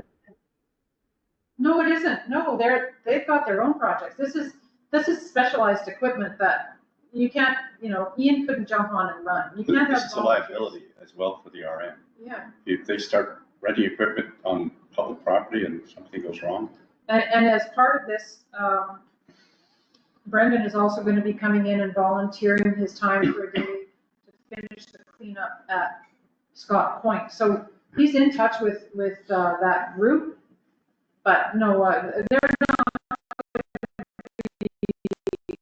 Nor should we encourage them to be renting heavy duty equipment to come into our forest. These guys know what they're doing. I wouldn't. I don't think it's a slap in the face to the Fire Smart volunteers. They do a great job with what they do. And as you point out, there's a lot that needs to be done over the next 10 years. I mean, it's the whole area is like that. Every area is like that. To be clear, I applaud the idea that we're finally taking some positive steps. I just like to engage the community a bit more. So when I had approached Alpha about this, we had already gone over that, and I specifically asked them about volunteers. We had talked about whether or not it would be feasible at all for them to do it, possibly afterwards as a general cleanup. That is an option. But again, you're running a risk because you're talking about sensitive areas. Penny's already brought up the need for specialized equipment. You're also talking about, like, you're not dealing with the situation where if a tree falls in the wrong spot, then it's really not that big of a deal, which is sort of a little bit more where those Fire Smart, those community-oriented Fire Smart projects have been. When we're talking about what we're talking about right now, golf course or any sort of sensitive area, if a tree falls in the wrong place, you're dealing with a lot more than just a small cleanup job. We had also discussed, well, could we do it sort of maybe a little bit right at the edge of the melt so people can get in there and remove, and even then it's just simply not worth it. Even if you were to have 50 volunteers go through there, if again they're not going to be cutting the trees because it's too high risk, so then you're taking care of the underbrush and you're really not saving that much money. So it's an entirely separate kind of beast that you'd be approaching. But again, I would strongly recommend that we talk to Alpha, because they're already very well aware of what needs to be done.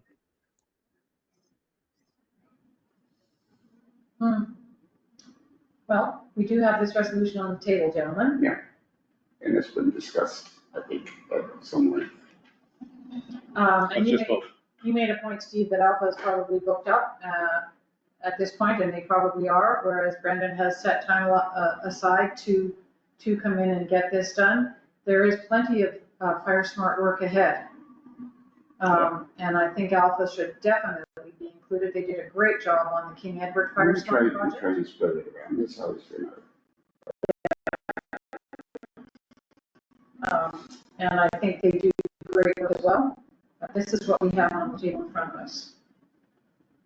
Just from a policy perspective. I mean, not to belabor the point, but we do have a requirement to get try to get multiple quotes, right, for a major project. But Lon was talking to that. Go ahead, Lon. Well, I was just gonna say, it could be $500, you want to get a couple quotes if you can, right? Right. $10,000 is an approval level for. I know. This is a very specialized project, it's time sensitive. The guy getting brush chipping at this time of year, forget it. If you get this lined up. You're getting a 30% discount? The cost, I know, being this a couple of years now and seeing how much other companies charge for tree removal and that kind of stuff. The amount of work that's in that quote, the amount of work that it's going to do for this dollar, it seems like more a fair quote. So from a policy perspective, I think it would stand the test of scrutiny. I agree. All right. Anything further, gentlemen? Nope. Nope. All right. All those in favor? Aye. Opposed? Berwin is opposed. I'm Steve? opposed just based on the fact that we only have one quote. Okay. So 3 votes against. Thank you, gentlemen. Another good discussion. And I agree. Let's try and get more quotes, but Well, we're up against that all the time. We get coach fatigue. But we've taken a note that we have to abide by our rules. So what we've tried to do is to be able to show that we tried to get 3 or more quotes. Absolutely. Without cheating. Okay. And sometimes you win and sometimes you lose. Yeah, no, you're absolutely right. okay. Thank you so much, gentlemen. All right. Move on to correspondence, information, and announcements. I don't have a fiber update. I hope that we'll be able to have a Zoom call with them or an on-site meeting with them this week or early next week. They are still working. I know they're in the vehicle restricted area. They were in my back lane yesterday. I know Public Works is aware that there's a lot of repairs to water lines. They are working on those. The plan is still to have the water on by May long. The residents just have to be very vigilant and please let Public Works know in a nice way if there's a leak. But they are doing their best to have the water on as normal by May long weekend. But there could be leaks that they're not aware of. So Lon, if you could set something up with Valley Fiber so that we can get some updates, that would be great. Fire Smart, we've discussed. The Fire Smart the other Fire Smart issue that is Fire Smart cleanup, phase 4, Saturday, May 24th, 2025, starting at 9 a.m. in the Village Green. Bring your families, your friends, your gloves, your steel-toed work boots or good shoes, and help us pick up and remove ground fuels and fallen trees and trash around the rec director's cottage, which is a mess, and near the BB library and some of the tennis court areas. What about the doctor's cottage? Well, the doctor's committee does a fine job of tidying up the yard every year. I assume that can be left in their hands. It looks, I haven't gone to look at the doctor's cottage a lot recently, but It doesn't look. I think they did clean up some last year. And I'd arrange for Mitch to do the water, because that was kind of up in the air. So there is a volunteer community cleanup on Saturday, May 24th. Green, just meet there and they'll send you to a location that nearby that needs your help. Public Works will then be on tap early the next week to remove all the debris, and that's the other issue. We've only got so many guys, we've only got so much equipment, and we've got tons and tons of brush. So they will get to it, but they're going to be busy with water lines. Yeah. But they are aware and they're on board. So, any other comments? If people could bring hard hats and reflective clothing, because that wasn't as prioritized, I guess, by some of the volunteers the last time. I know that the usual thought process is what happens if a tree falls on my head, the hard hat's going to not do very much. That's true. But a lot of the branches can also hit your head on their way down, and that will save you and protect you. And the reflective clothing is just, if a tree comes down and somebody's cutting a tree, they can't see you, then, well, you're right, the hard hat's not going to do too much. So if you have the reflective clothing, it helps a lot. And Steve, you participated in this, one of these cleans last year. You brought your chainsaw. Are there many people who do bring chainsaws? Yeah, there's a decent amount. I'll definitely be there. I haven't been able to get out this spring, but there's a decent amount. If people have them, that's great. I have a sharpener. I think there's one other person with a sharpener, but if you have one, please bring that as well, because we might forget, or one of us might not be there. Okay. All right. Anything else of note, gentlemen? Just on Valley Fiber, Yes. I think we're getting close to a resident revolt against Valley Fiber. Ron, you said something about we're going to meet with them, or they're going to be held to account, or they're going to give a presentation. I think that we need to lay down the law with Valley Fiber to fiber up and get out now. You stay until September on weekend. How did you make out with that, Ron? Are they cooperating? Yep, they just want to have a meeting with you guys. Well, let's do it. The sooner the better, please. They want it to be sooner than later. That's good. Good. Okay, let's accept that. Yeah. Good idea. I think we also have to remember that when this kind of work is being done, it leaves a mess, and it looks like a mess, especially for the first summer. Yeah. But we can hopefully deal with them, work with them to repair what needs to be repaired. Our guys are doing the water lines. There are water lines. We need to make sure they're done properly. So our guys are doing that, but they are working with Valley Fiber. It's crunch time, and it's. Well, just remember, whatever they do or whatever they don't do, and whether it's right or not, council will be responsible for letting anybody. Absolutely. All right, thank you. Erwin, you had your hand up. Go ahead, sir. Earlier on, I'd communicated with our CAO, Lon, asking that copies of the meeting notes for SAC be accepted by council, and then have those meeting notes posted up onto our website. I understood there was to be a motion to make that happen, added to the agenda. Perhaps it got missed, but is it too late to do that? Maybe you weren't on, but we did pass that resolution, all right? Oh, we did? Okay. That's good. It was passed with the minute. You were here. Very good. I It's I have to admit, We did get it. it's good, so we can get them up onto the website. From a technical point of view, things have been going very choppy for me here. Okay, yeah, no, that was done early on. Thank you. So thank you I for just- that. Okay. All right, anything else, gentlemen? Nope. All right. Be it resolved, the May 6, 2025 regular council meeting now adjourned. Next meeting will be on Tuesday, May 20th, 2025 at 7 p.m. in Victoria Beach at the Social Scene, 3 Atia Road. And note that the time is not 6 p.m. as it has been, it is now 7 p.m. for the summer meetings. May I have a mover? Thank you, Ian. Second. Great, thank you. All those in favor? All right. Aye. Steve?